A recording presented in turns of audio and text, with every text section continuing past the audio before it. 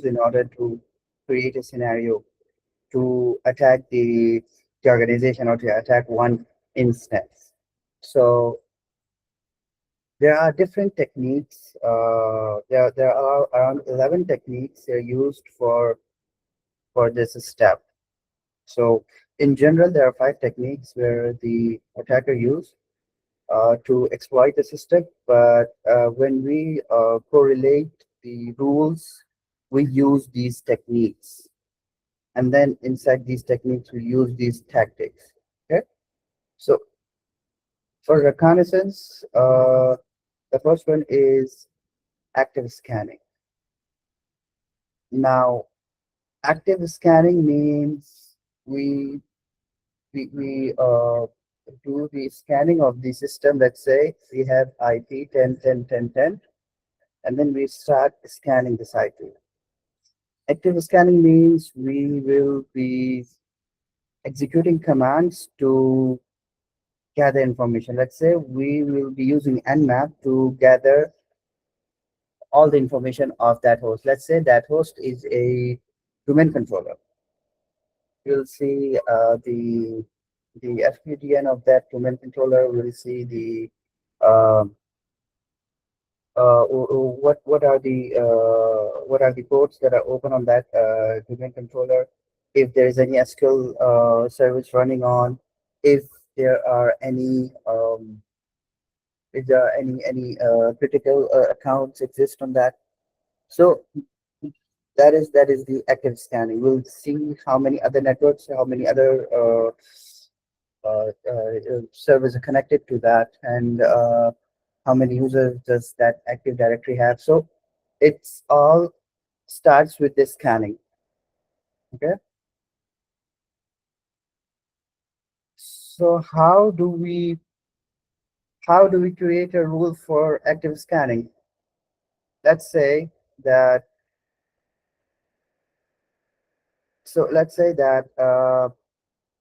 we have IP A.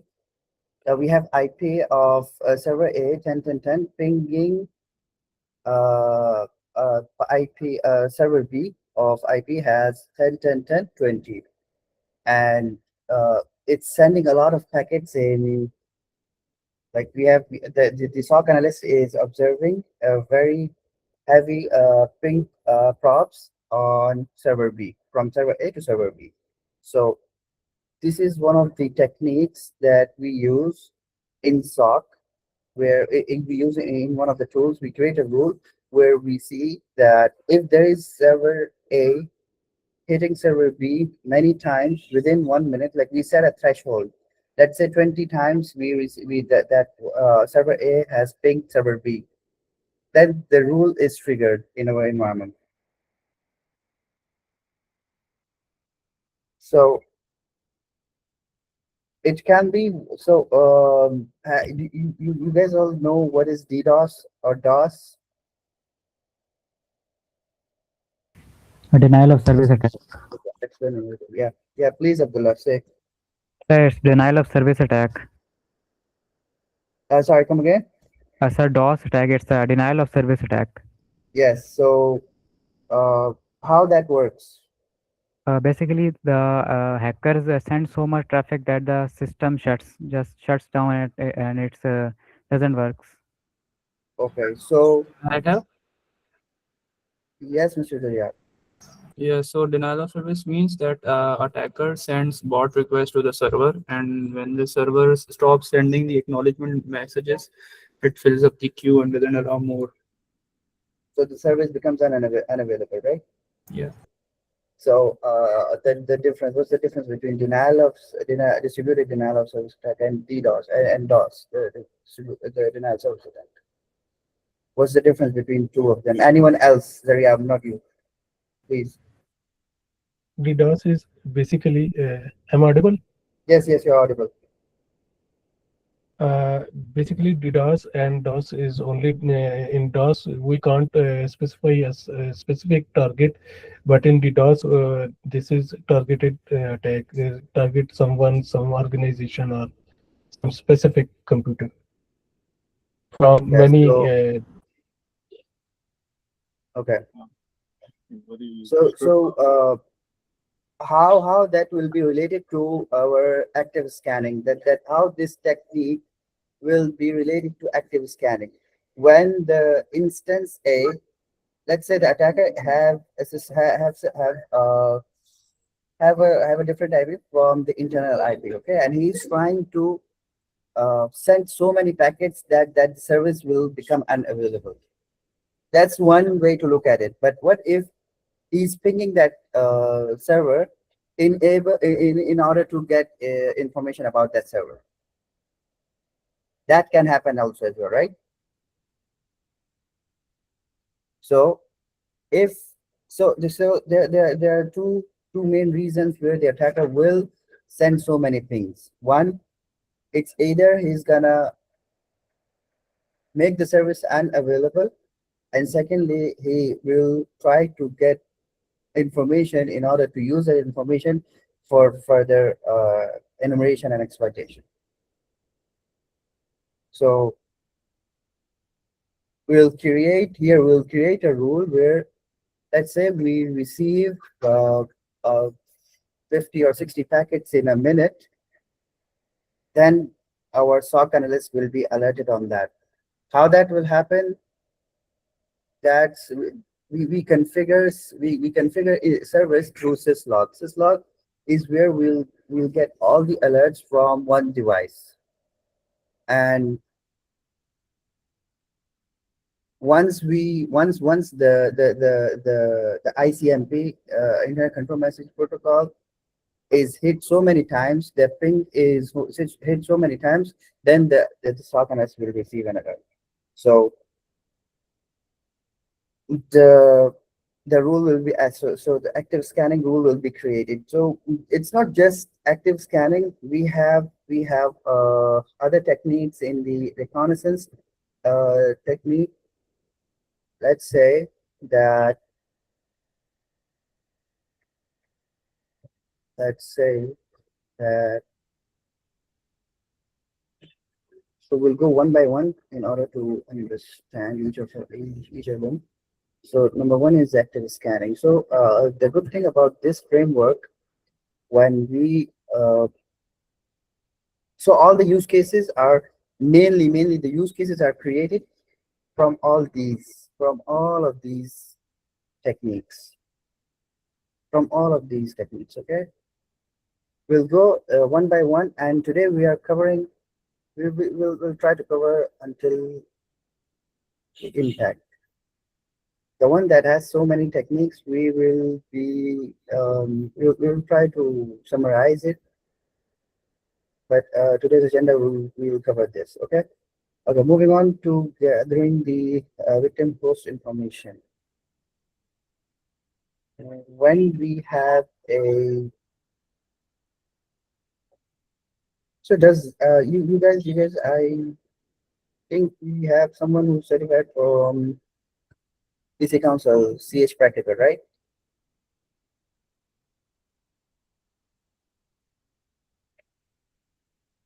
Who's certified CH Practical? I think it was Muhammad Ali. Who is Muhammad Umar, right? Muhammad Ali.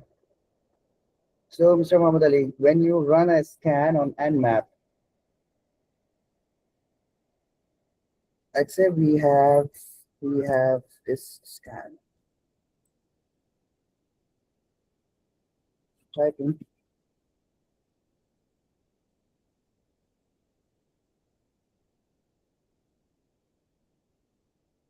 What happens when there is a hardening on that device, on this device? Let's say we have hardening rule set on 192.168.1.3.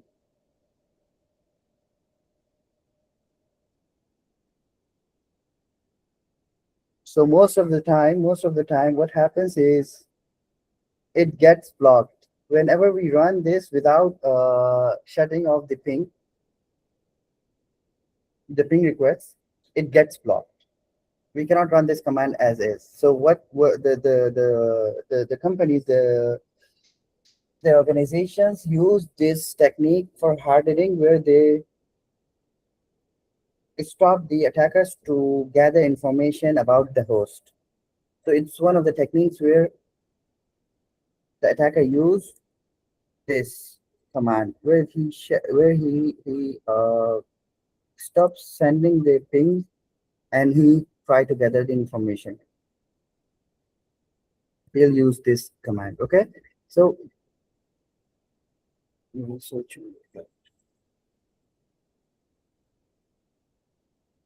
So this is one way to gather information. What is the other way to gather information about the attack, about the victim? There are many techniques we can use for gathering the information for the victim, which is we can use, yes, please. I think we can use the MAC address to find the vendor, and then we can backtrack. Okay, so we will be using MAC address, and how are we gonna use that?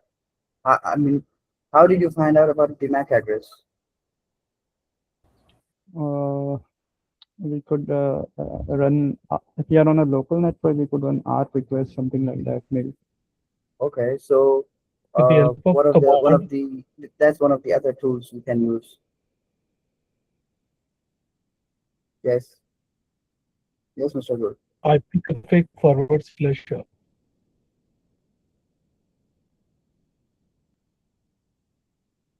Come again. Basically, in order to find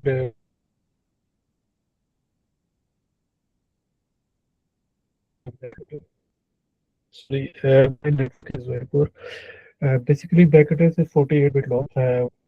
We can easily identify MAC address lookup tool and websites available to know that what is the vendor of that particular device, and then So the last so six bits yes, so basically there are many to many uniquely techniques identify you can as use. specific device.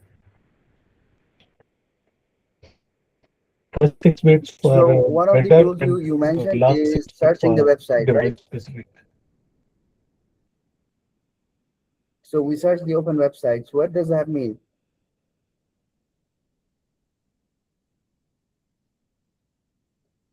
Okay, so we'll be using. There are many platforms. One of the platforms that we can use to gather information about the host or the victim, we can use Shodan. Shodan, you can search any operating system on the planet. When you search, you can search any CCTV camera, you can search any laptop, you can search any server, you can search any application or any service or any specific port on that on that platform, which is called Shodan. So Shodan is used by the attackers to gather information about the host. How do we create a rule for that? See, when you're a SOC analyst, you will have to think like a hacker before you even defend. So whenever this comes to, let's say that now the attacker is able to find information. What do you mean by network down?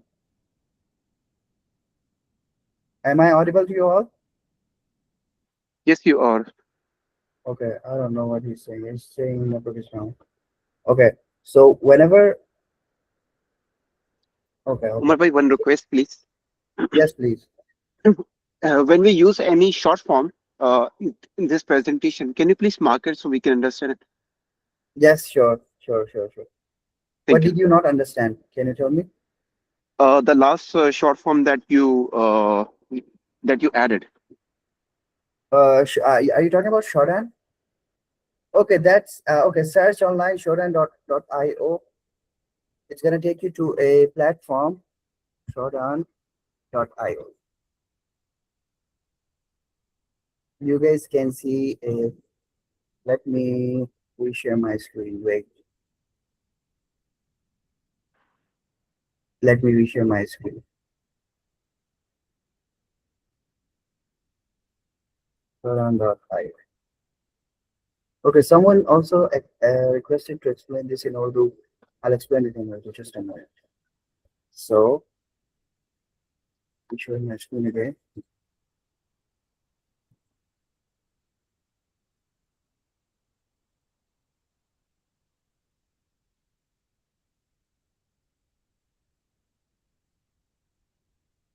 So here, let's say what can we search on? Anyone, anything?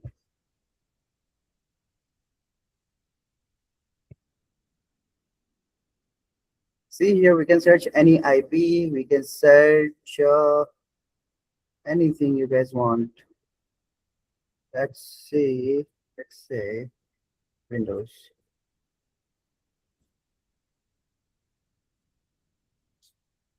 And uh, this is a camera. I'm gonna show you.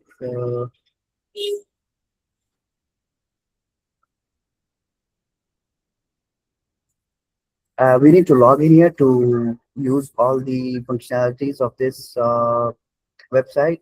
But let's see, I have searched Hikvision. Hikvision is a CCTV camera uh, providers. They have many cameras around the world. So you click on this, it's gonna take you to the login page. So as an attacker, what we can do here, I think it's okay. Let me clear my whole screen so that you guys can see.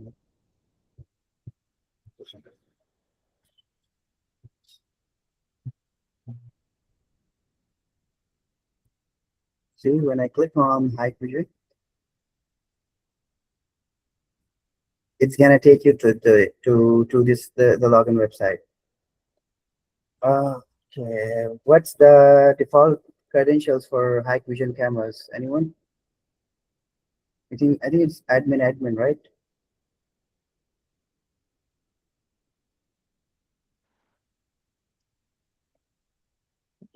Let's just put that in. So that's what attackers do.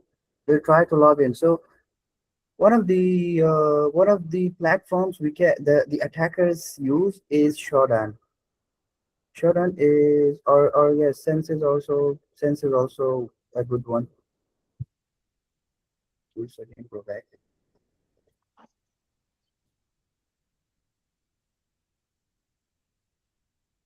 We can also search for open ports of this.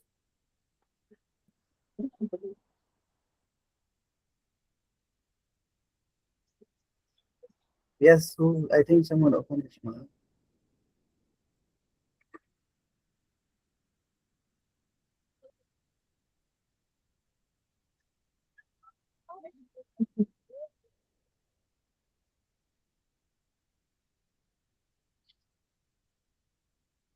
So you can search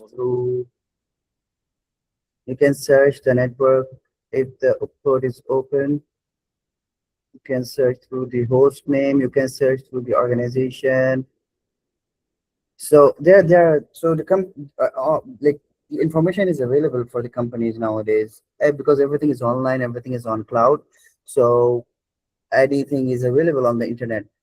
The most important part is, let's say if this is exposed, let's say if this IP is exposed on the internet, right? It's accessible from this is from Philippines. This is from Philippines, right? So this is accessible from the around the world. We can access this from anywhere. If this camera doesn't have a login, if this camera doesn't have the login page, anyone can see what's happening, right? Anyone can browse through that CCTV. Someone opened the mic. Okay. So the attacker can use a default credential, which can be, so for every camera is different. So as a SOC analyst, what you have to do is, number one, you change the default passwords of any system that you configure. That's the basic rule. So a lot of attacks happen because the default password have not been changed. It's still the same, admin.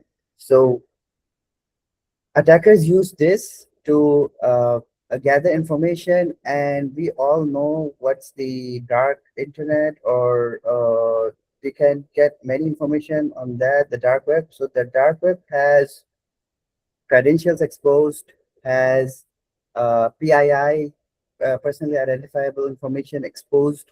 It's there. It's listed for selling as well. There are tools we can configure, and there are companies who offer a tool where if any information related to organization ABC is is being alerted to the SOC analyst or the security professionals in the organization. So that's one of the technique. Manually, we have to search through the internet. If so, threat hunters also do this work where they search relevant information for uh, for making sure that the organization is not exposed in any way. I'm sharing back my screen for the micro.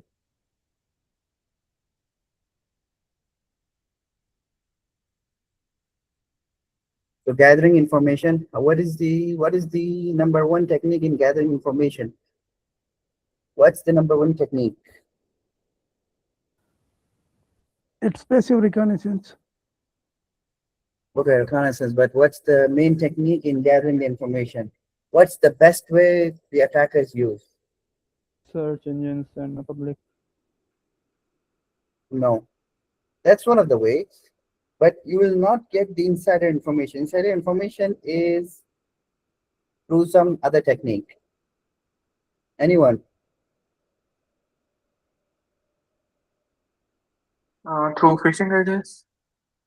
Through what? Phishing. Phishing. So there are many organizations just get hacked through what? Through phishing. How the phishing works, Mr. Ali? So you basically send like emails, like important emails, or the legitimate address with the legitimate addresses, and which are like you basically mask if a company is working with another company, and that company has like a mail, an official mail, or an official website. So or maybe there might be some sort of other tools that the company is using at that moment, so that attacker can use that sort of like email address. They can register some same sort of domain with those email addresses or with those websites, and then they can send these mails to the employees to get information and to get the access to their computers, sort of. Yes, true. So they go far away, like they go far for even they register their own domain names to trick the users. That's what also they do. So they create a fake login page. Let's say they urge the customer, the employees to change the password of their account. So mostly it's used, Microsoft is mostly used. So what they do is they create a login page, a fake login page, and they just post it and include it in the message where the employee gets the message, and when he clicks on the link is then have a fake login page. The user enters the password and the username of the email, and then he tries to log in. So what happens is now the most advanced techniques the attackers are using is it's now connect the API is the API of Microsoft is used for validating if the login was succeeded or not. In our organization, we are facing this. When we receive a phishing email, when we investigate that link, so the link is validating the login credentials of Microsoft through API, and that API is for Microsoft. One of the best techniques they use is phishing for gathering the information, the host information. Why phishing? Because when we provide in security awareness training, what we tell them that you are the weakest link, and you can be the strongest link of for protecting our organization. If you click on something, you expose the passwords, you expose the credentials, you have just given him the back door of the organization.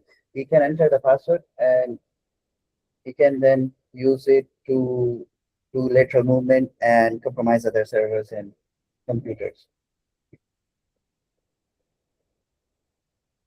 How can we create a rule? So I want you to, okay, let me just share my other screen.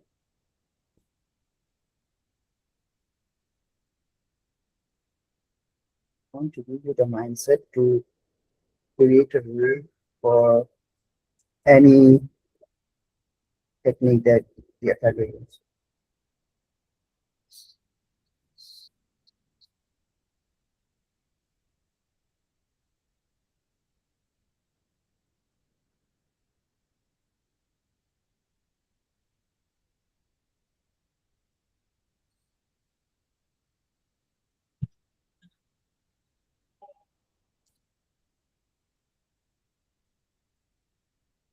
Okay, can you guys see my screen now? Yes. Okay, okay. Let's say we have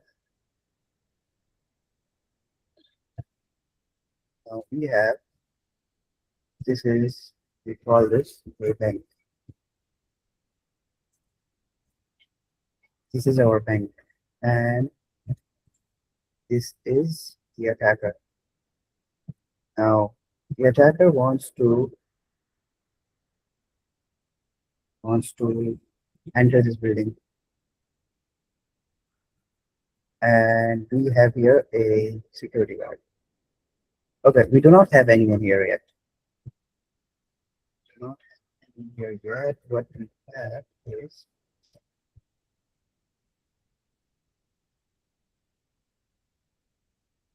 this is the bank, and this is the attacker.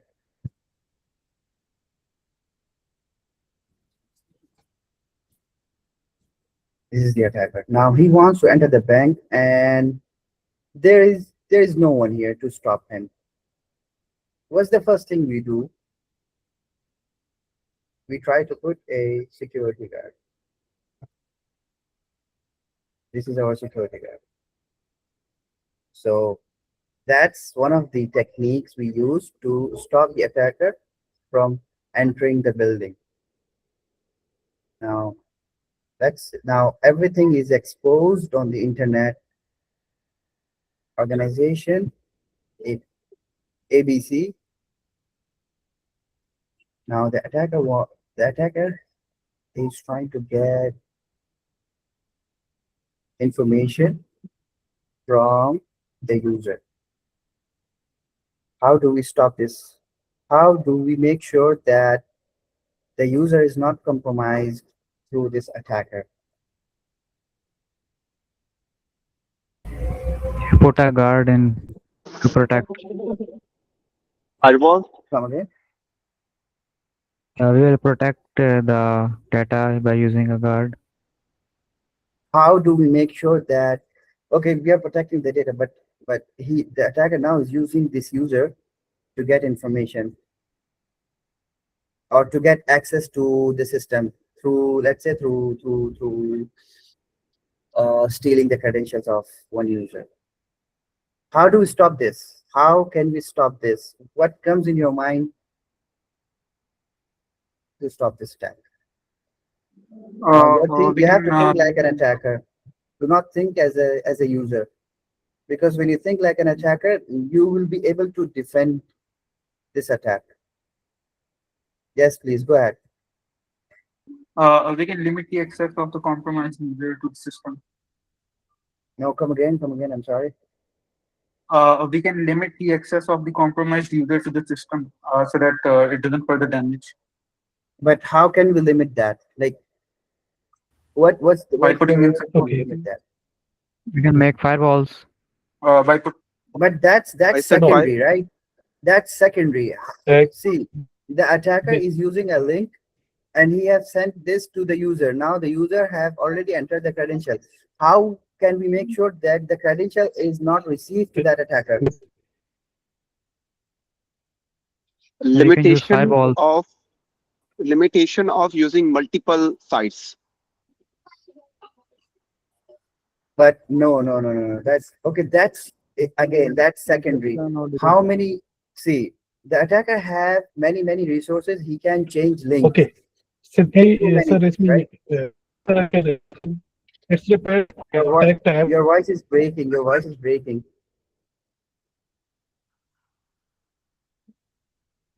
Come again.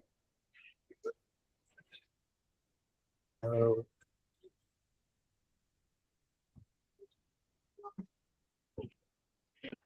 Who was speaking? Sir, this Hey, Gul, your internet is bad.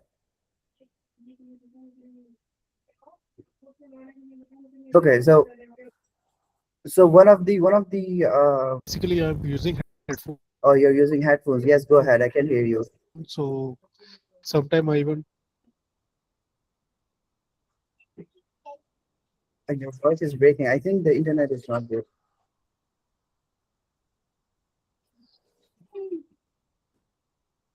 So, sir, the organization can use firewalls to protect its users. But the organization is using firewalls is secondary. We are trying to make sure that the user Could does you not repeat your enter the question? credentials. Can you Come repeat again? your question? Your voice is not clear. Come again, please. We should not set So the I said, credential can in front you of. repeat your question? How Can he's you not, please repeat how your he should question, not Amar send Bhai? the credentials. Okay, I am saying that now this is the attacker.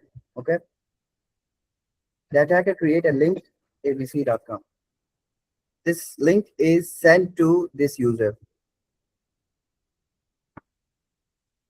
When he receives the link, he'll enter credentials.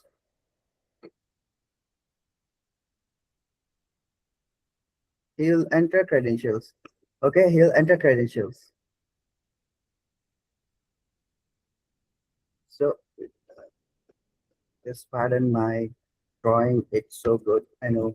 So this is the credentials. Okay. Now the attacker receives the credentials. He can use the credentials now. The credentials are used and the attacker is in the system. The firewall won't stop him from this because the credentials are valid and it's authenticated into the network of organization ABC. How are we gonna use the user to not enter the credentials on abc.com? You guys got my question now? Yes, sir. Clear. Not to Sir, click, can not to click that anonymous link. Exactly. How? Okay, and it's not just not clicking on the link. What else? We How can he will use be able to two-factor. not click on the link?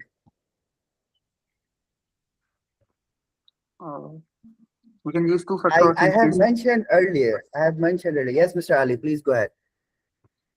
I was saying we can use two-factor authentication. Like if he has credentials, then he tries to enter the credentials. Then the original user who has got those credentials got notified that there is somebody who's trying to access the account. So in that Yes, way, so it can. but still that's not the responsibility Yeah. of the security professional, right? So yeah, excuse me. So that's not the responsibility of the SOC, the user. The user is responsible to stop the attack, and the responsible personnel is security analyst. He'll try to provide security awareness training through which he'll understand what links to be clicked on and how can we verify if that link is legitimate or not, and what are the techniques to use when we are validating one link or one attachment. That's the technique that we as a security operations center analyst use to make sure that if the user receives the link, he is not going to click on it. Many organizations, they do is they, whenever the user receives the link, they will inform the security operations center analyst to analyze the link and then proceed further if it's safe to click on it or not. That's the technique. It's security awareness training for the user to make sure that they understand what's coming into their emails or what's coming into their network through any medium and how to validate that. The answer that you guys gave is the secondary let's say secondary hardening controls that a security analyst and network team and SOC team use. Number one is how we make sure that this user is not giving credentials. The firewall is useless when the valid credentials are there.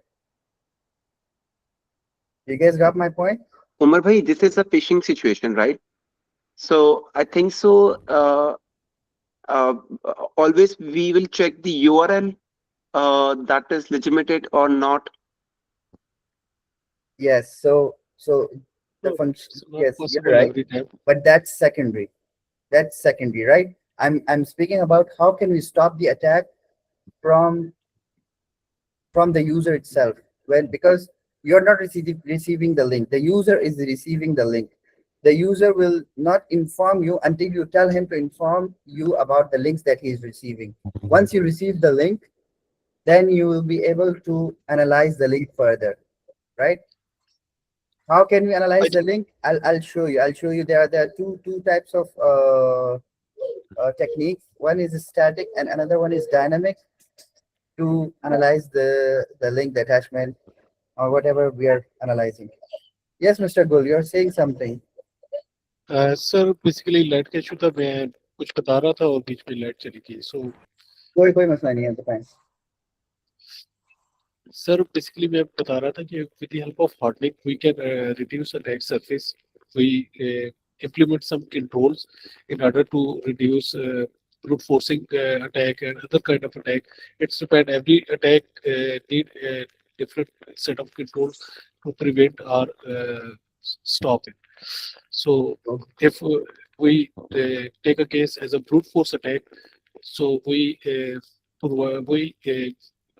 explicitly implement if somebody wrong 3 round tries, it will be disabled to log in again for 10 minutes. So if hacker use brute force technique, he will not be able to succeed in this Yes, case. true. Yes, you're right, Mr. Gul. We will use other techniques to make sure that even if he got the credentials, he's not able to access the account. Someone mentioned about multi-factor authentication. Yes, that's true. We can use multi-factor authentication. Even if he got the credentials, even the attacker got the credentials, we can stop him to access the organization's assets. Let me take you back to this one. Okay. Now, so the first thing we can do is we provide awareness to that user so that he's able to make sure that if he received the link abc.com, he is not going to enter credentials. You guys mentioned firewall, and then you guys mentioned MFA. What else? You guys also mentioned a networking tool, right? Okay, there is another tool, that's TMC. Two-factor authentication. Multi-factor authentication, yes, it's written here. What else? Okay. The data diode. Data what? Data diode. Data divert? The data diode. Can you write it? Okay, sir. RBAC, least privilege, job rotation. Yes, that's the techniques that we can use so that whoever, okay, okay, can use it out. Okay. So now let's say that there is a connection happened through abc.com and the firewall is there. But the firewall was not able to stop the user to access this link.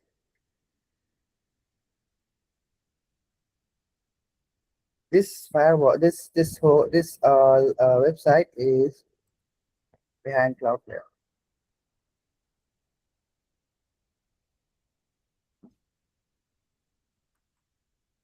How what tools can we use to make sure that even if it's behind Cloudflare, this link is malicious or suspicious? Okay, now we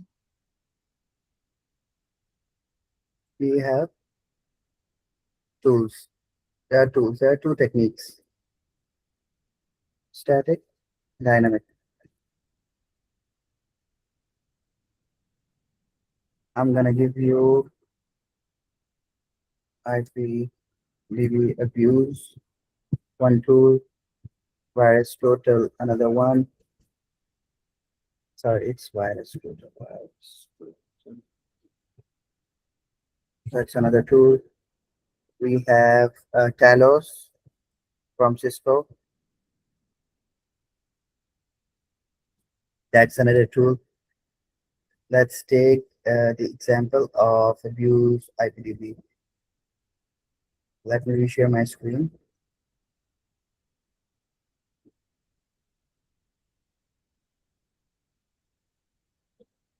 I think Mr. Abid was mentioning about scanning that link, right? So scanning, we can scan the link through,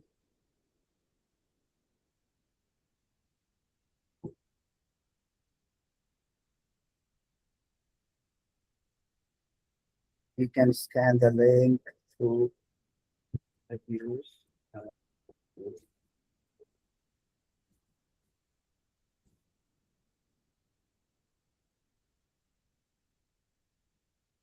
So this is a tool where you can search an IP or you can even search a domain. You can search google.com or you can search the IP of google.com. Why is it not working? IPDB. Okay. We will be taking a break after this.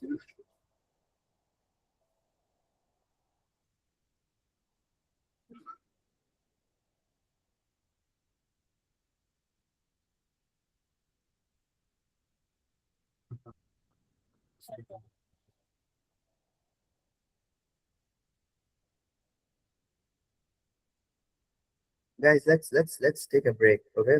We're gonna start from this. Let's take a prayer break for 15 minutes and we'll continue from here. Okay.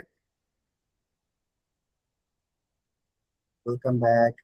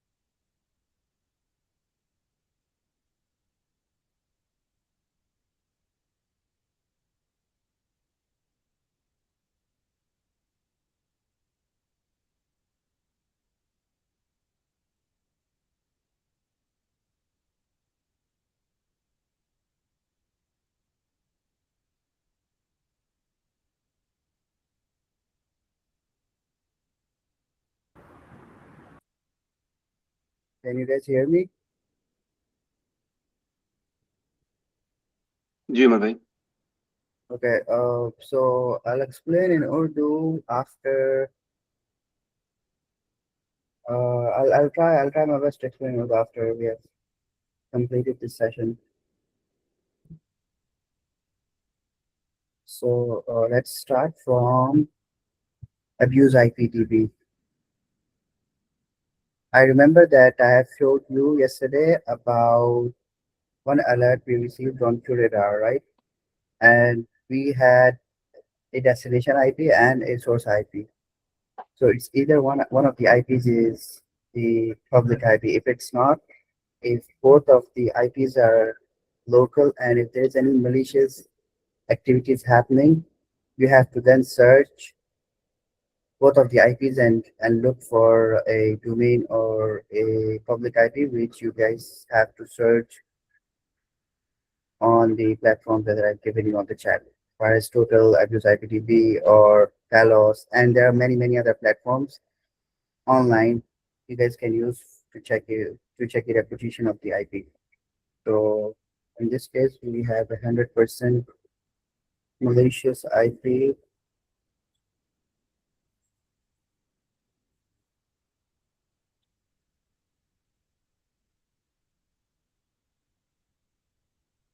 So this IP is reported by many of the other people here, and this is what they're doing.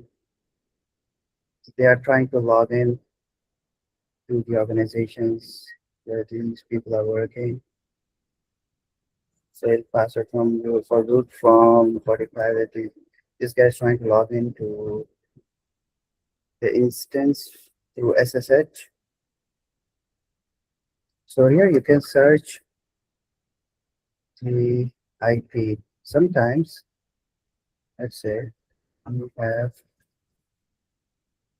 virus photo.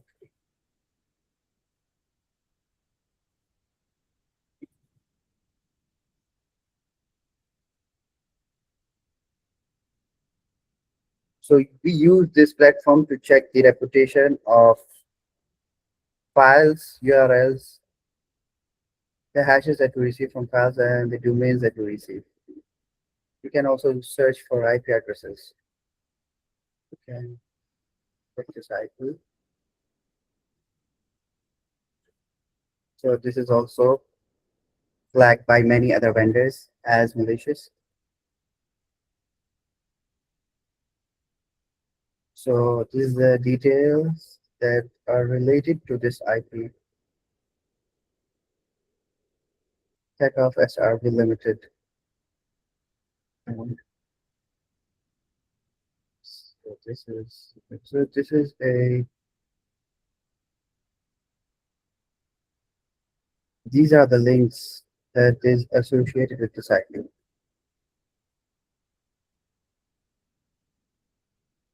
Okay. Do not open the links in your organization when you see such thing. Always use these platforms first, and I'm gonna give you something for the coming class. I don't want you to get familiar with this tool.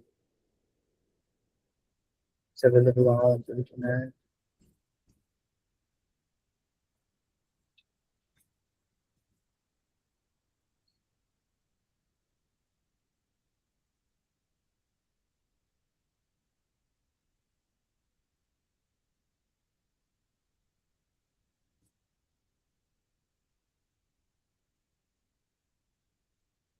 Let's see if you can register here. And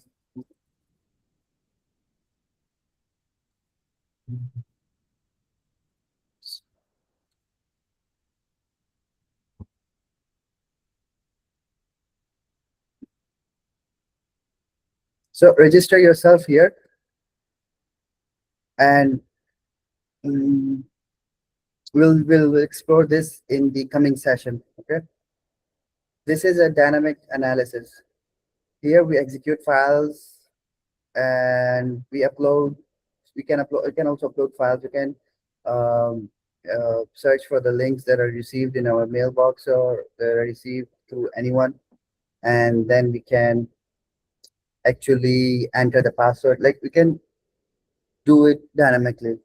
It's not just about the rating like here.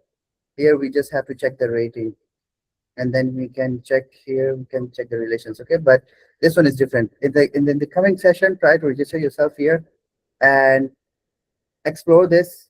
I'll I'll try to explore. I'll try to explain this for you all. Okay. Remember, Manoj, I have a question. and yes, yes, please. I'm actually not a IT background, but I'm just asking random question. These tools can also be compromised, although we are using it, and it can be compromised, right? Tools can be compromised. So these apps or these websites that we are using it as a tool to check, Yes, right? yes, We yes, can suppose we can say that does they can compromise or not, or can yes, yes, under yes, cyber attack or not? yes. So there was one report 6 months ago where attackers use this platform, Anyrun platform, to gather information for the organization. So any tool in the world can be compromised if it's online. Anything in the world can be compromised. Remember this. Nothing is secure until you secure it by yourself through hardening techniques. Anyone was compromised, and there were many organizations.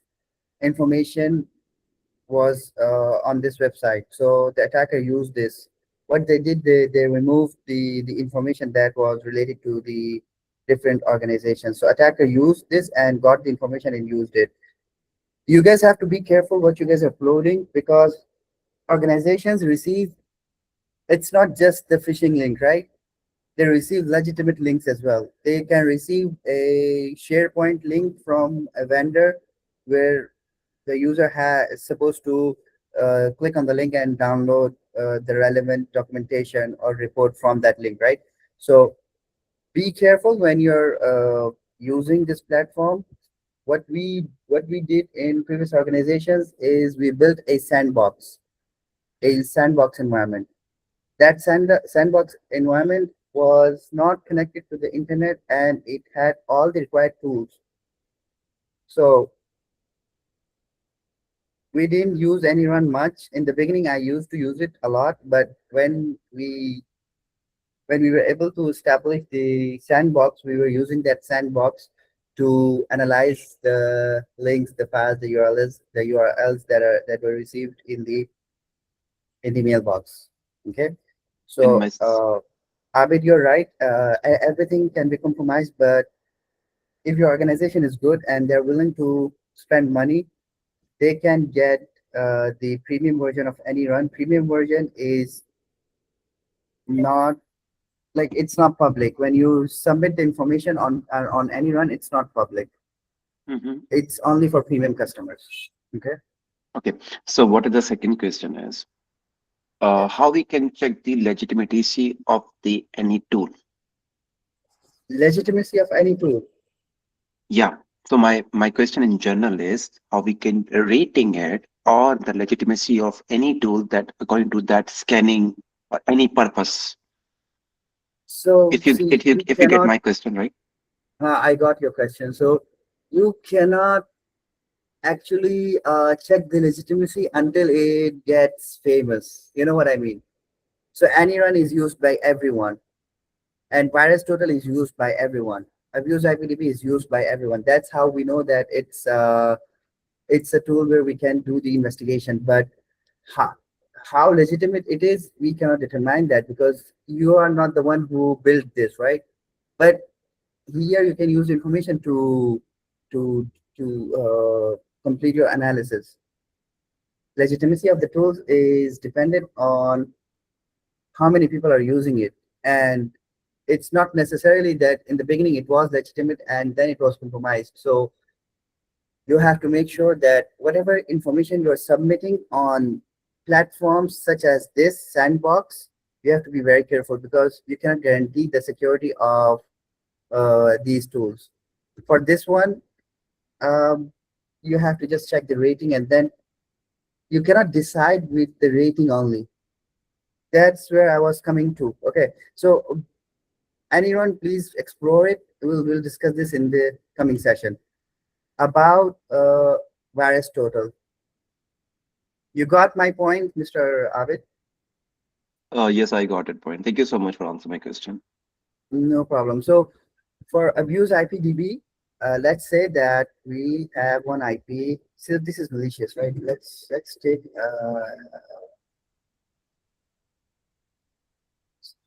and that's 100%.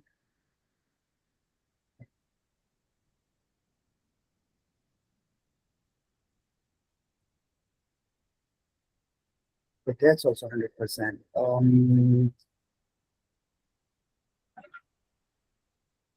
So he's marking shorten.io as malicious. That's interesting. So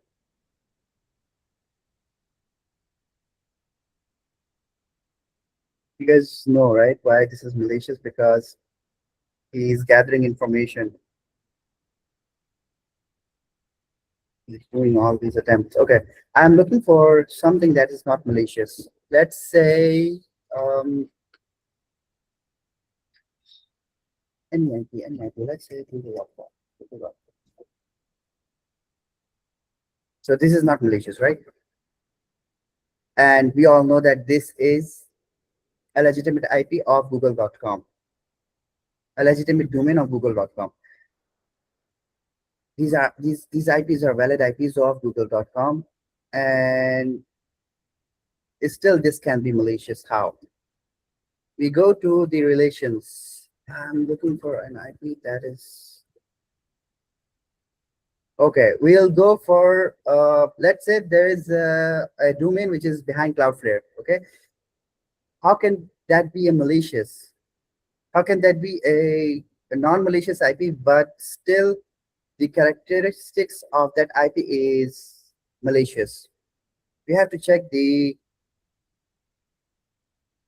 connections of this domain. This is a legitimate IP, okay?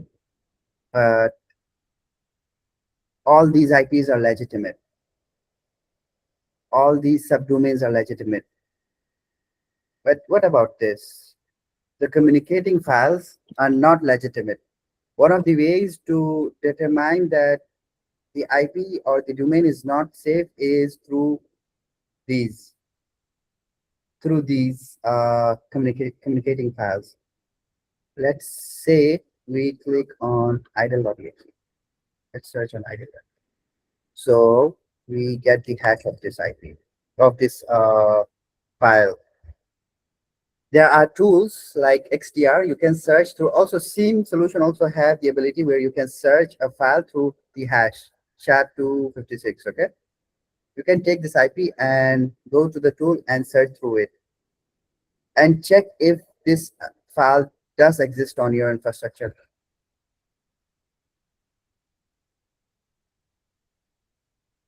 Also, one of the other techniques is you guys can use who is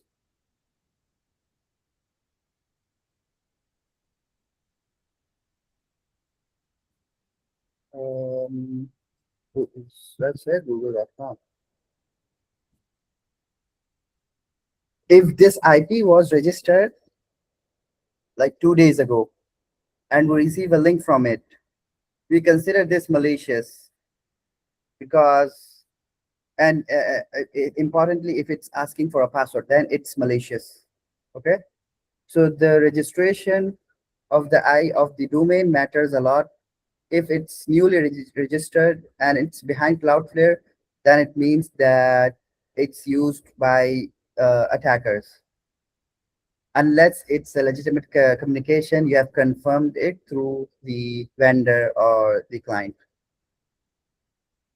Abuse IBDP also can be used. There is another tool that's called Talos. So Talos.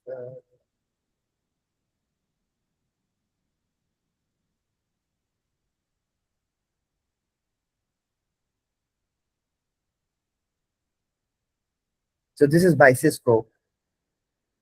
They have, so Cisco is very famous in the network domain.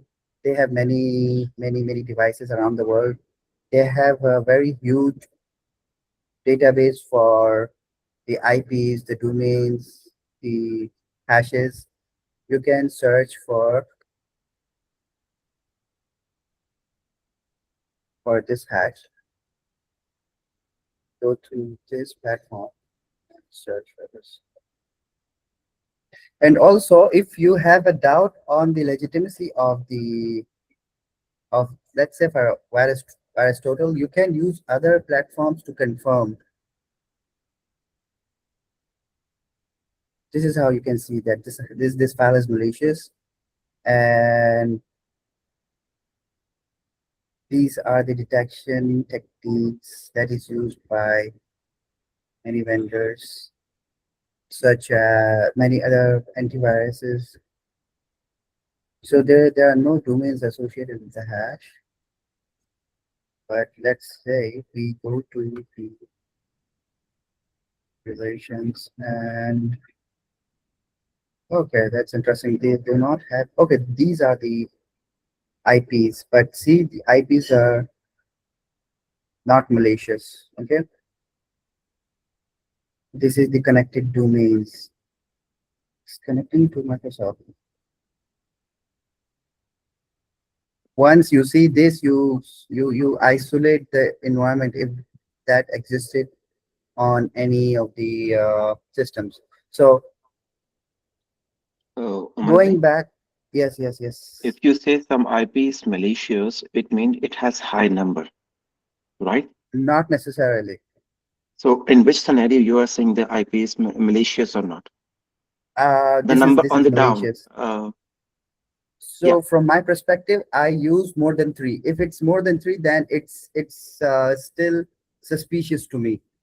Then I have to go through the relations. I have to check what files he's communicating with, what are the domains. Then I search through the domains. I search through the IPs. I search through the file. If that existed on the network, then it means that this IP is malicious to me.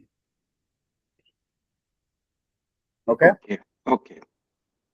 So if it's one, I don't do the investigation further. But if it's more than three, then I dig around.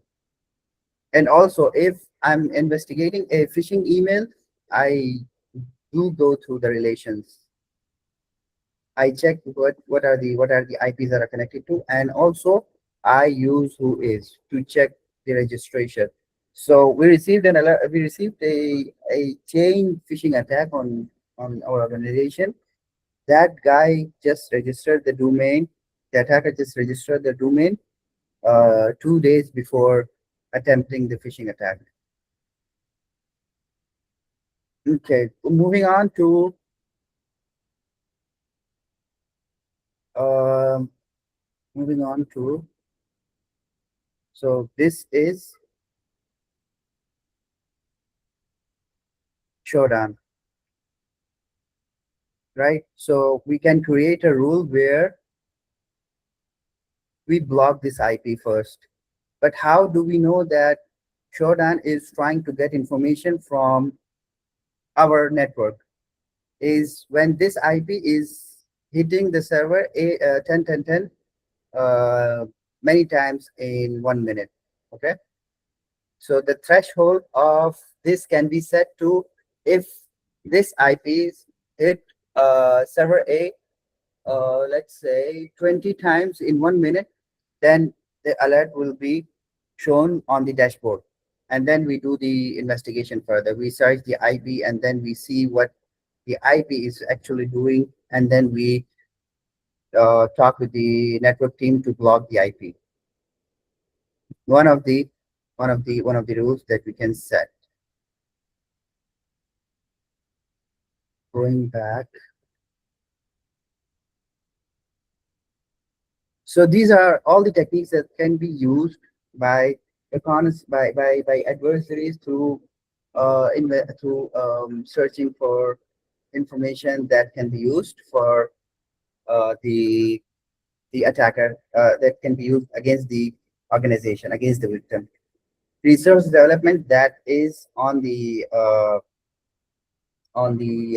attacker side. He'll try to gather many systems to perform the attack for initial access. So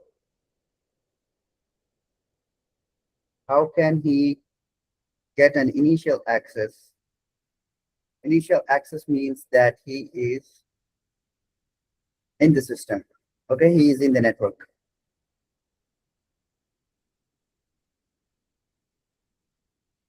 So these are detection strategies. Also, in each of these tactics, we can see a detection strategy. This is the detection strategy. So if there is any files created in the 10 directories and then it's being executed, we can create a rule for that. If there is any file that is created on any folder or through and through a script, let's say if there is a file that was executed, file ABC was executed, and that file created a malicious script on the temp folder, an alert will be a rule will be triggered, and the alert will be shown on the dashboard.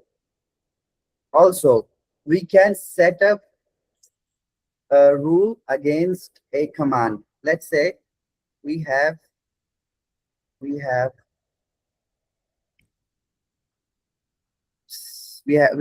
see one personnel using curl http abc.com, and then he's using A, and then he's using W. Okay, this is what we see. We can create a rule against this. How can we create that? So we have different fields when we set up a rule against each use case. One use case is from the same tactic is, if there is a content injection, means that this guy will use a curl http abc.com, and he can use base 64.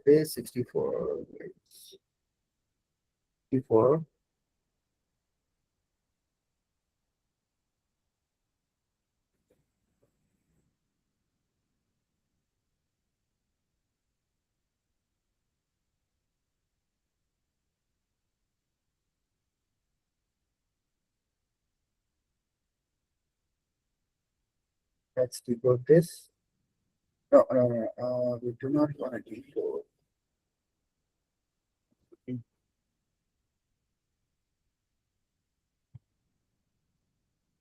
Okay, decode this.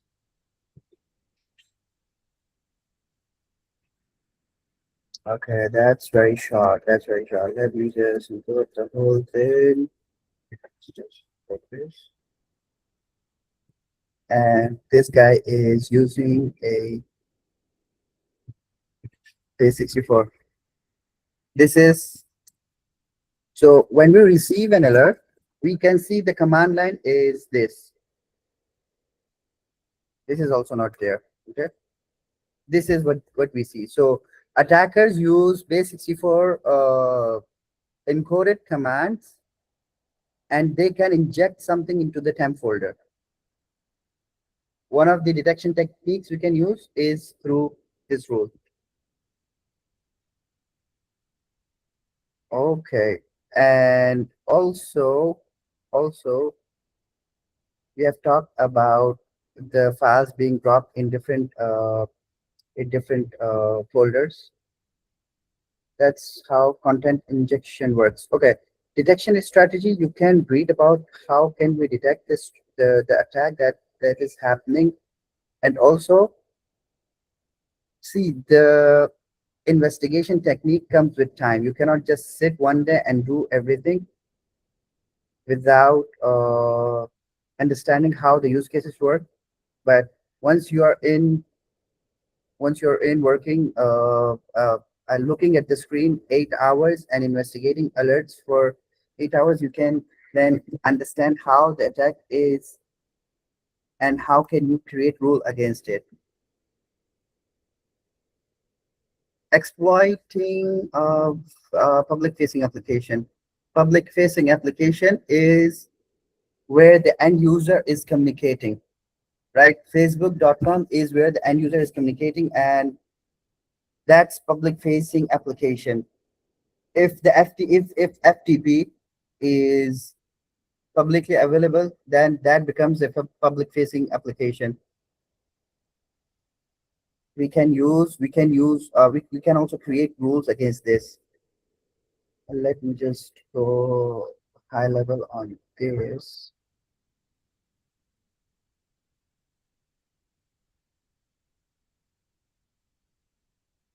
Okay, one of the techniques where attacker use is through phishing as well. Phishing is where they drop a legitimate attachment, and once the user clicks on the attachment, he can once the user download the attachment, and once he executes the attachment, there is a connection made to the attacker's domain or to the attacker's instance.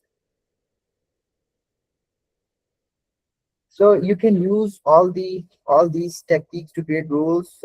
Moving on to execution, let's take anything from here. Let's take this.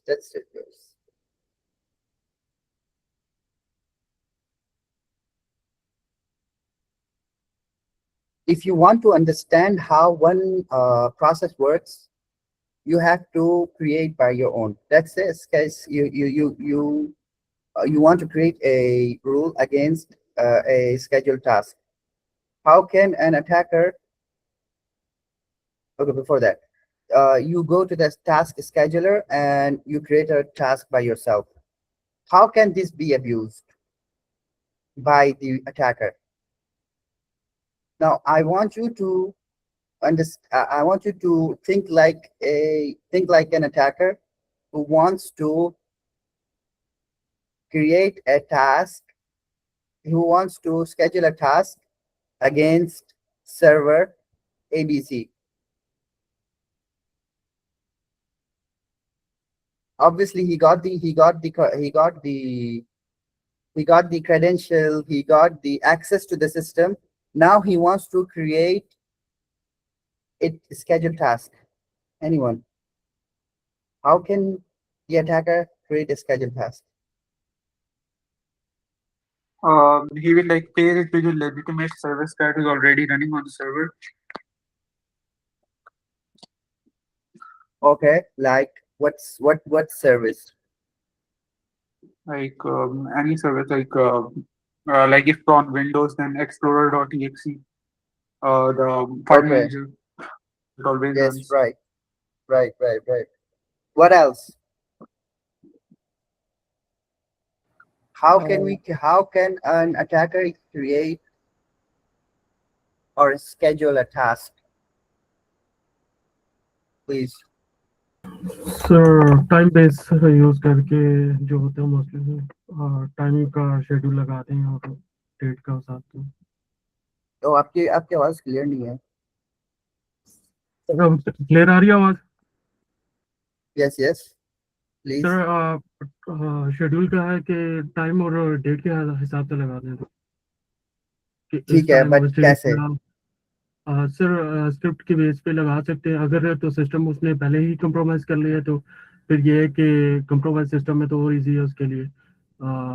अगर window है तो window के अंदर कोई भी जैसे bash sorry shell है तो शेल स्क्रिप्टिंग के थ्रू लगा सकते हैं, या शेल और या कोई और अगर एक्सवाईजी लैंग्वेज है तो उसे यूज करके भी लगा सकते हैं।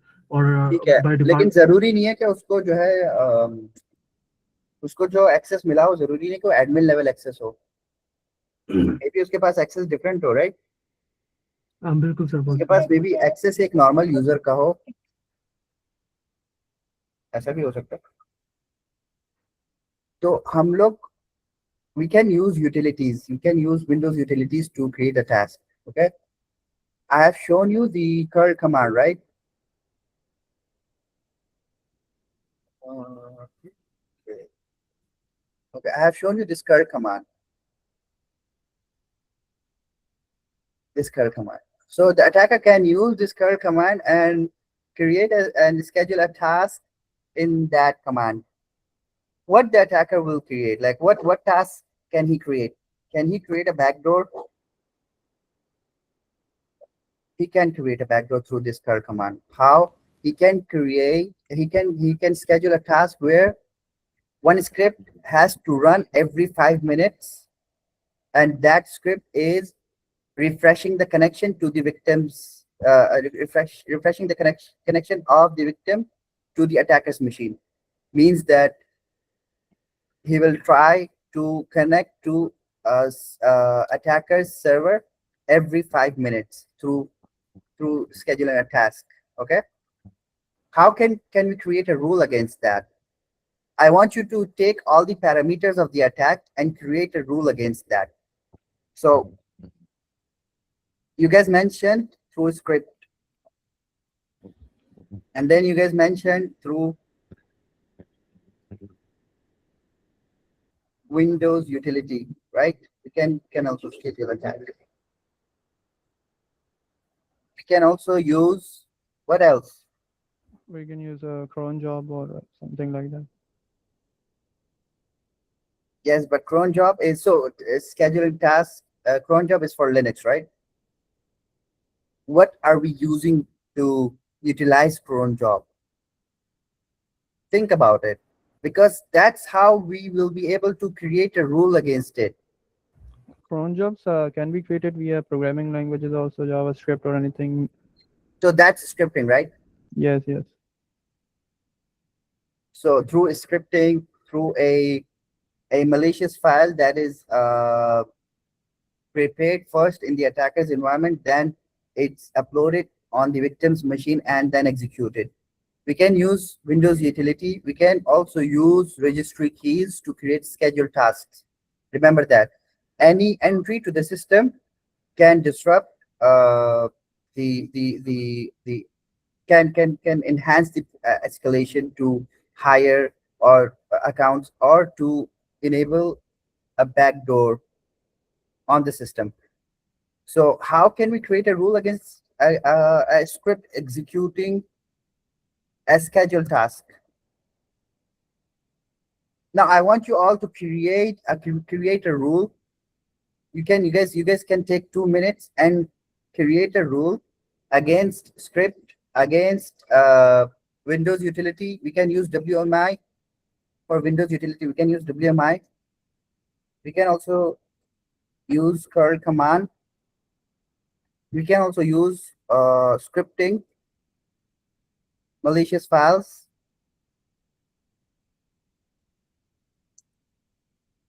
and we can also use registry keys. Now I want you to create rules against it. What will be the parameters?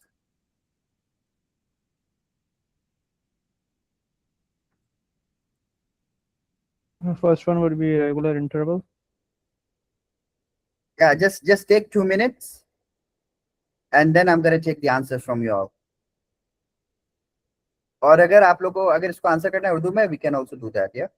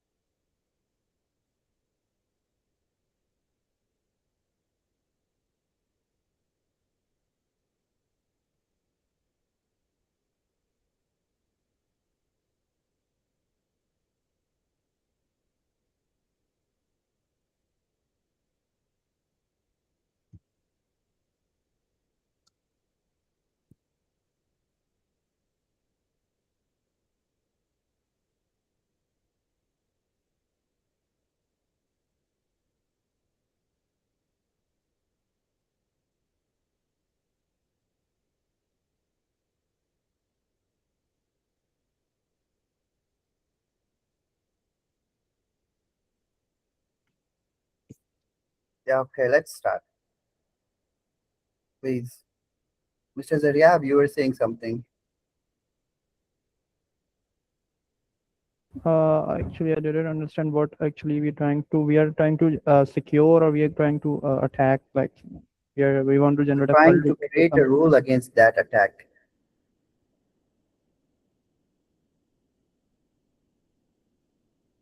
What will be the parameters? So I'm sitting in front of a dashboard.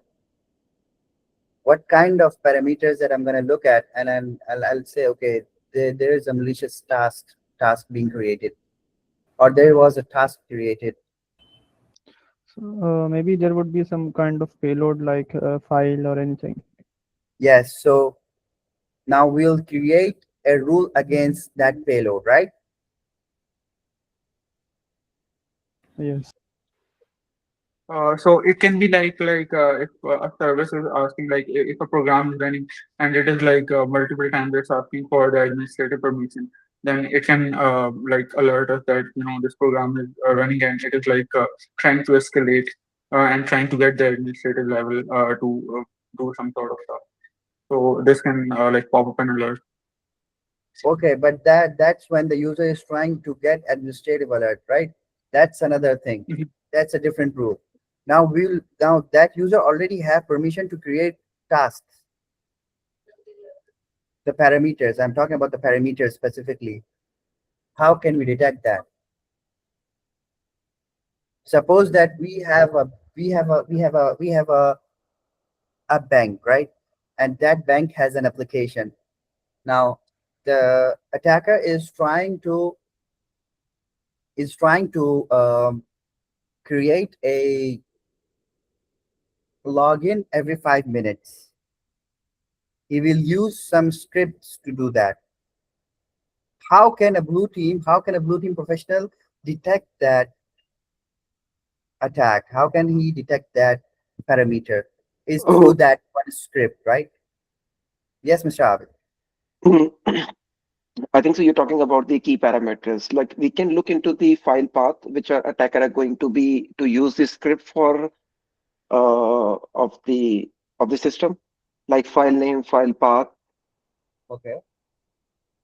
Okay. If let's say if the file name and file path is legitimate, what else can you do further to investigate that? Extensions. The extension there he's Extensions. using. Okay. So What possible else? like Like okay, give me a minute, Bilal. So what else? Okay, he used a legitimate a path, and then he used a legitimate extension. Let's say both are legitimate, but how can still we detect that it's a malicious task created by the attacker?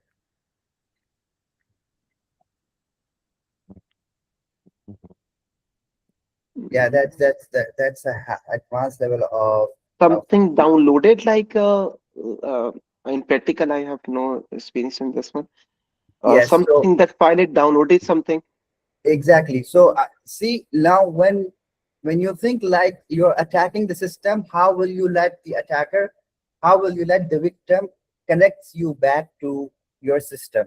Is through making him connect you back to the attacker's machine, right? Through scheduling a job, a task.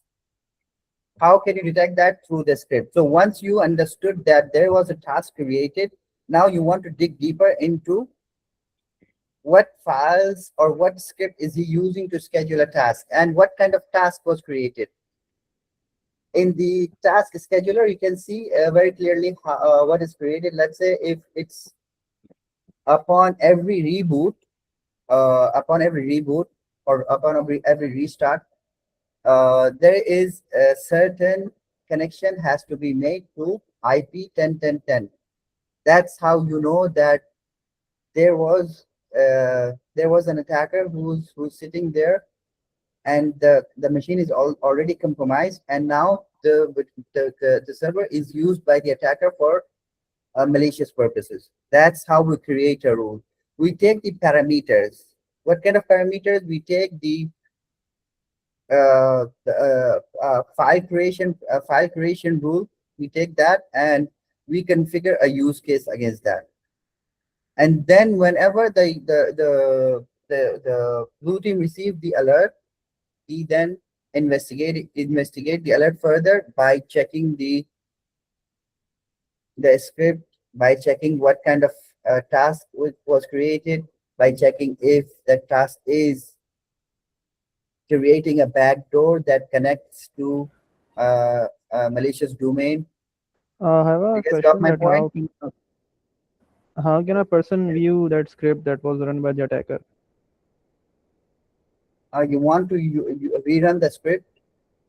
As a defender, how can I view that script that was run by the attacker? Oh, so you want to investigate the script, right? Yes. So you should have a little bit of programming to understand what was actually happening.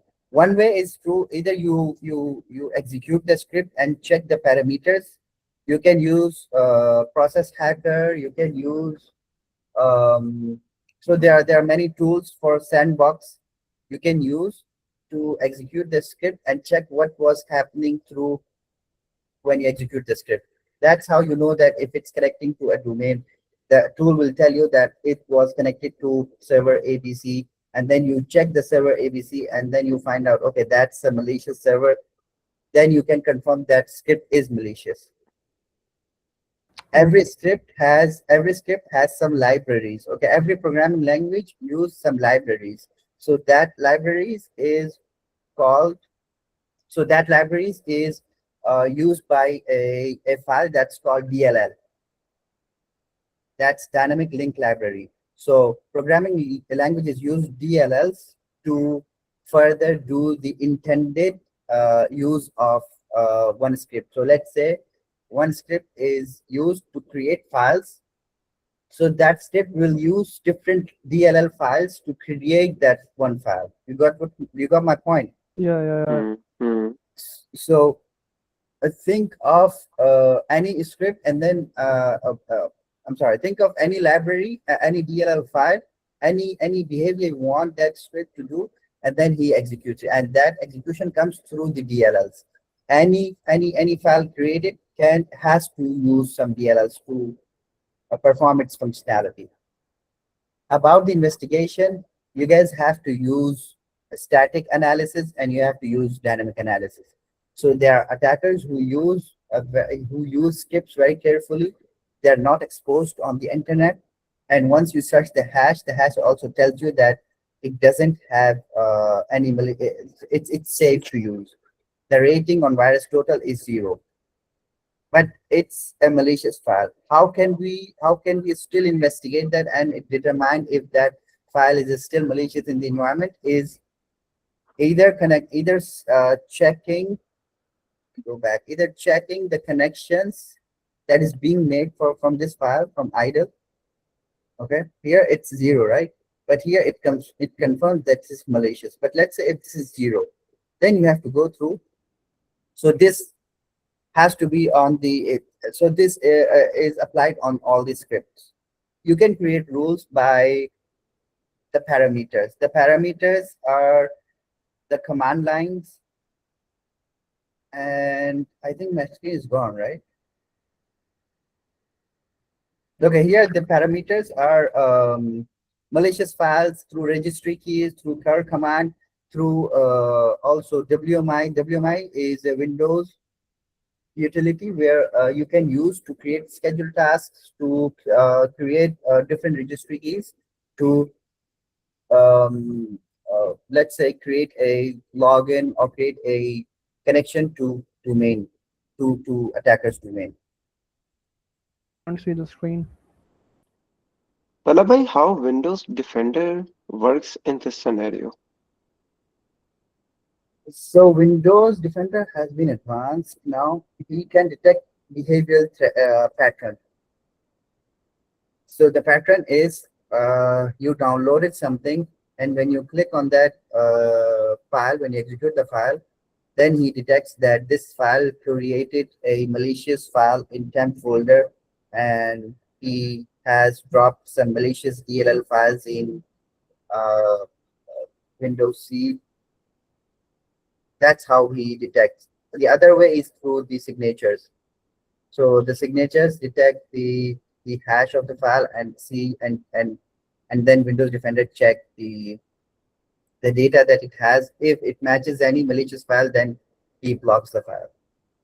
But So you most of the organizations, they do not use Windows Defender. They're using different uh they're using different controls, SIEM and XDR. so you're using the dynamic analysis and the static analysis for the RCA, right? Yes, mostly because when I cannot determine the root cause, then I have to go to dynamic analysis. And for phishing emails, we have to use dynamic analysis anyway. Hmm. Okay.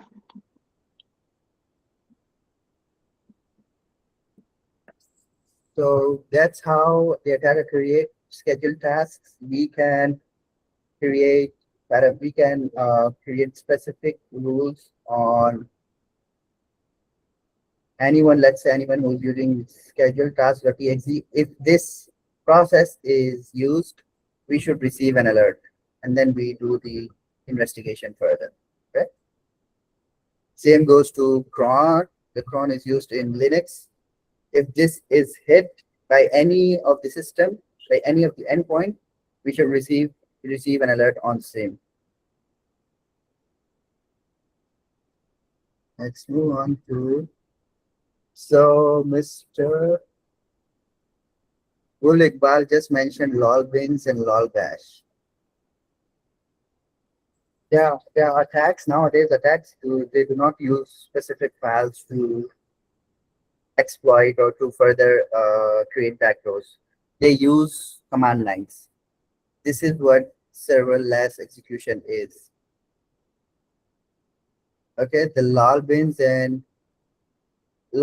living off the land attack, and this is used by the attacker to create malicious activity. So do read about the DLLs. Check what the definition is in the books, and also let's go back to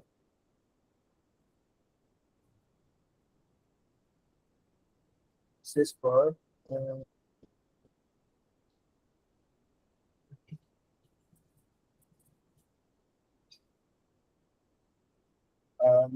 I guess you guys mentioned also about creating a privilege escalation, right? So there was a user who wants to now add himself to an admin group.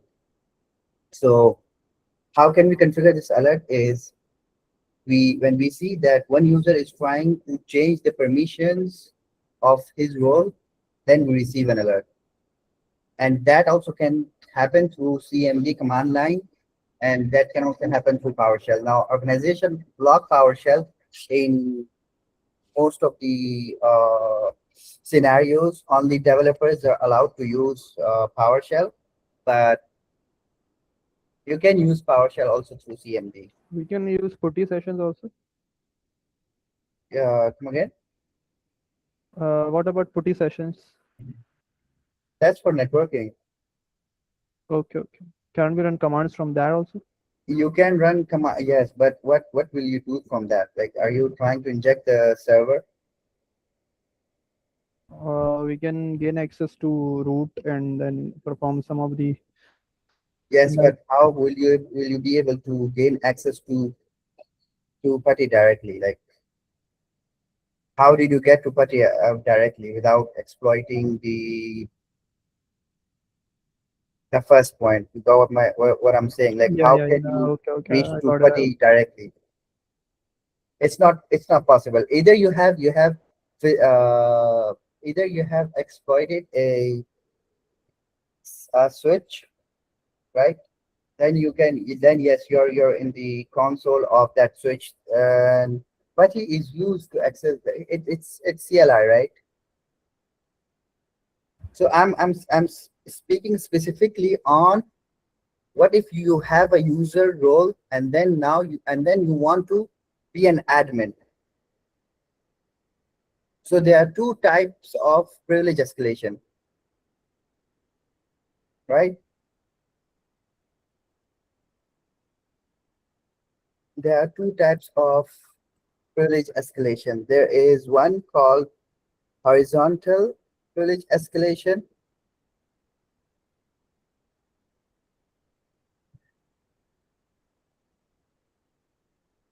It means that you have a user role, and then you're going. Okay, so there is another one which is vertical privilege escalation, and the horizontal privilege escalation is when you try to access data or functionalities that is not supposed to be, like, that you are not authorized to. Let's say you have exploited a system, and then you gained access as user A. Now there are some functionalities you cannot perform. You try to you try to exploit the user B as well to perform other tasks. That's horizontal. For vertical, now you try to gain admin access. It's a higher user for that group. Now you try to gain admin access. How can we create rule against that? Is by checking if the user is trying to change permissions, if the user is trying to add himself into the admin. That also can happen through if you set specific rules against command lines, which tells you that user A is now trying to be an admin. So let's say that. So if user is trying to be an admin, so we should block him or we should allow that execution? Oh, so a lot of times what we used to do is we used to create a ticket, and then we try to contact with the IT support who is doing the. In many cases, we used to detect that there is he is in the support. He's our guy who's doing the work. Then we talk to him, and then we confirm if he is the one who's doing the work. If not, then we check with the IT support and tell him if this user was added by the IT support for troubleshooting. If not, then it's a malicious activity. It's considered as a malicious activity because if the user is denying that he did not do that, it's a malicious activity.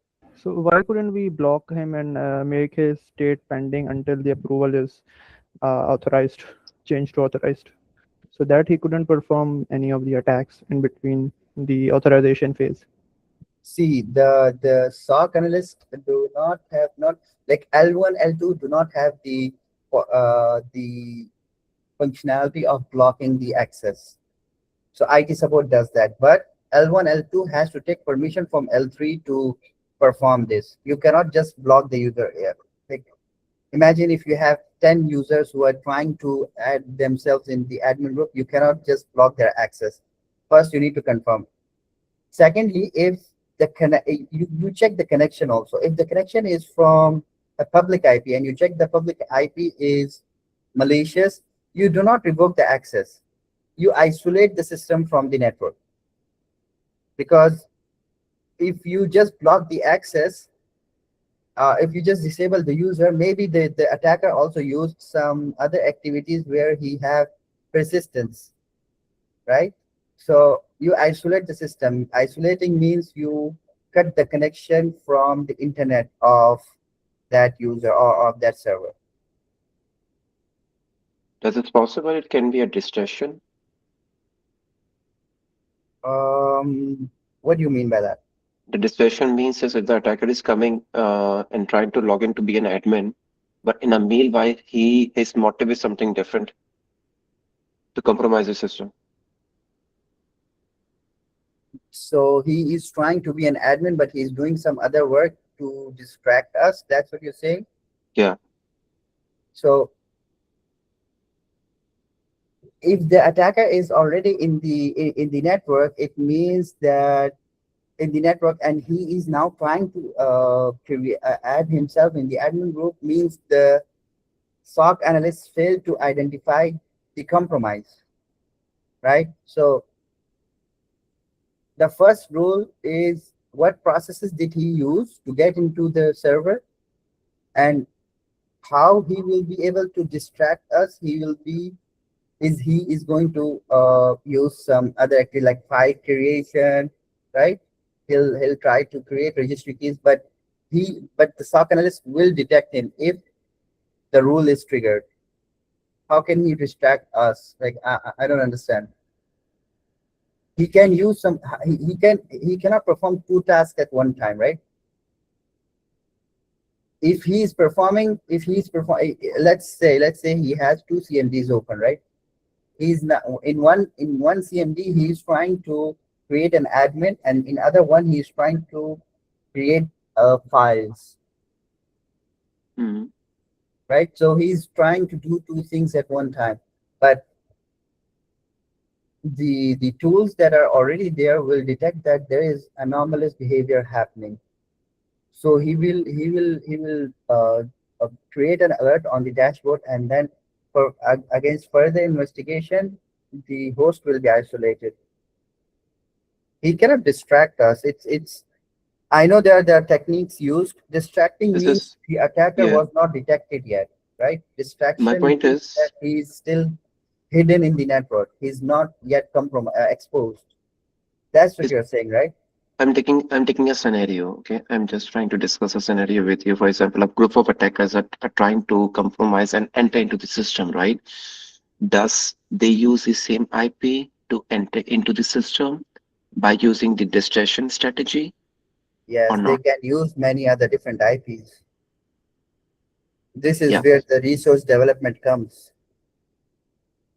They use different IP. It means that they have so there are teams who are doing that. There are attackers who have big teams where where first they do a good reconnaissance, and then they do resource development, and then they gain access to the system.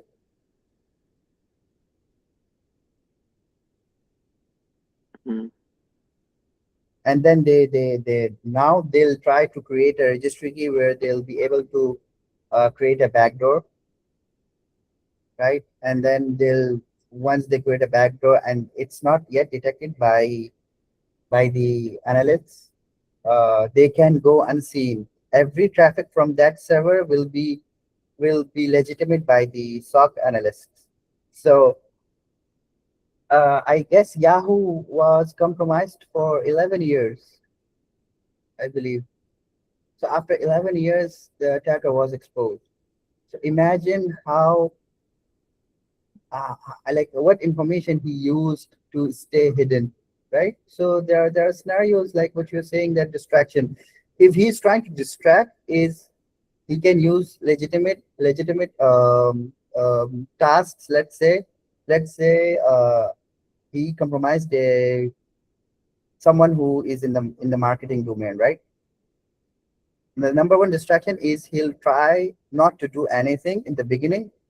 He'll gather as he'll do data exfiltration as much as he can, and then he try to do privilege escalation. So privilege escalation doesn't mean that before this technique doesn't mean that he has all the access. One of the reasons you do privilege escalation is to explore other system. okay. Okay, this is the last one, then we will end this session. You guys know all what is group policy?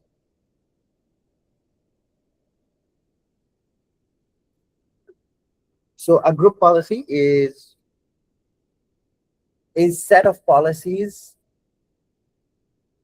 where you push it through the domain controller. Domain controller has all the endpoints and has all the user accounts in the AD. From there, you can push a group policy, and from that group policy, it's applied to all the other servers. Let's say that we want to push a group policy of the users not able to save the passwords on the browser. That's one policy. If the admin of the domain controller has pushed this policy, it will be applied to all the endpoints, all the systems. Okay. So how can this be abused? Is by creating malicious group policies, right?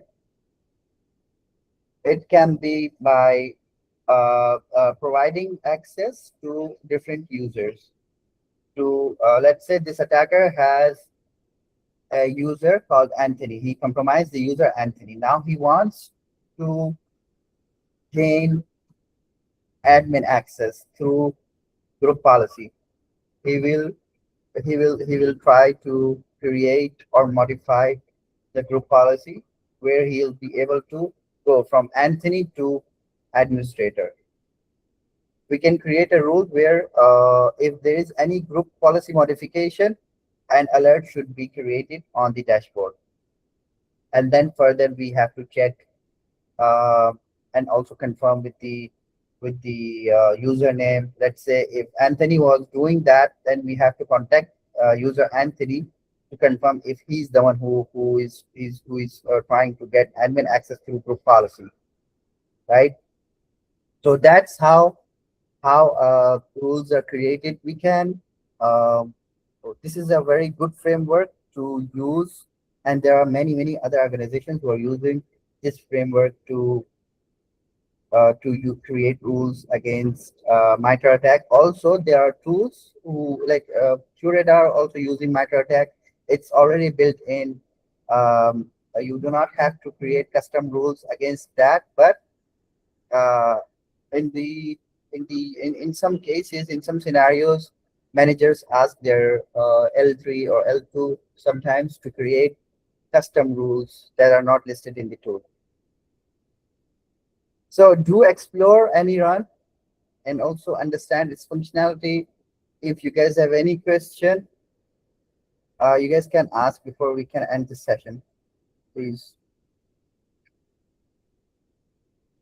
Omar bhai, actually, we are also waiting the yesterday recordings. If possible, you can upload it so we I can. think it's uploaded on the YouTube. So you're gonna upload all the videos on YouTube and you can get the access on YouTube, right? Okay. I'll post this in the group. You guys didn't get the yesterday's recording yet? I think the yesterday's recording is already uploaded. Let me check again. Yes, sir, it is uploaded on the YouTube. Okay. Oh, I was more looking to get it on the group so we can easily have access to open it, rather Okay. So to you go and want check a on the video YouTube. on the group? Is that what you're saying? A Yeah, recorded I video on the think so. group? Okay. I have to talk to the team to do that. I have reposted this. I'll try to talk to the team to post the whole video on the group as well. Don't worry. If the video is big, it's big size, then I think we will not be able to. But we'll try our best. Thank you. And also today's session will be uploaded on YouTube. After that, you'll get the notification on that. Okay. Okay. No questions? Anyone? So in the next session, we will continue with this attack framework, or we will move on with another. We'll try to cover. I think we have covered 50%. We'll try to cover more, and then we'll move on to the next. And is it necessary to learn these definitions type, or at least No, come again. I didn't got your point. we should only understand these type of framework, or we should learn? So my manager, when I was working with the framework when I was new, he told me to memorize it. but it's accessible online. Just read through it and understand what techniques is this the attackers use. What is privilege escalation? You should know. What's lateral movement? You should know. How? What are the techniques that happen when there is a data exfiltration happening? Right. It's used for you. It's used for creating rules. That's easily you can get the parameters from detection rule. If you click on one technique, you can see detection rules. So through that rules, you can create use cases and create alerts on the tools. And I believe these tools also help us for the root cause analysis because they also link with these solutions. Yes, a root cause analysis. You can also add the codes like T1496 as a technique that was used by the attacker.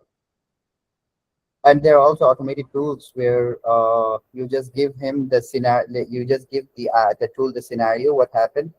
He can map it to the micro attack. In the next session, we will be speaking about the network fundamentals and what kind of knowledge you should have for networking. Okay, to Okay. understand the Okay. network, basic network domain. What are the famous ports and how do we detect the normal traffic from malicious traffic, stuff Does we like look, does we go through the Python as well? Python. Are you talking about Yes. Python? Yeah. So I'll try to give you the so I'm gonna give you the understanding of Python, but we are not gonna create Yeah, I think that scripts would be a for. deviation from the actual course. Yes, because we will not be creating scripts through Python, but uh, For the I'll understanding try of to. script. Yeah, we'll try to provide you with the basic understanding. Okay. Sir, will Thank you. will we be working on Wazoo too? Wazoo, it's a very big deployment. In the yesterday, I told you that if we are deploying a SIM solution, means that we need two other VM machines to perform attacks to understand how one rule is created. So probably not. Mostly, we'll be using Blue Team's lab. Okay. But for like a side, if you are learning on other days, we can watch some other YouTube tutorials also. So you could refer us some good ones if you have gone through them. I'll refer you to the tutorials. We have many tutorials on YouTube for deploying Wazoo. You guys can watch and I'll refer you to it. I will help you with the investigation. How can you investigate the traffic? How can you investigate malicious files? What you will have to do once you receive an alert. It's and about the definitions, about the theories, you guys can memorize it. You guys can understand it. Okay. Mhm. All right, everyone. I think that's it for today. I'll see you on Saturday. Okay. Thank you so much, bye. See you. Thank you. Thank you, Bye. everyone. Okay. Have a good one. Goodbye.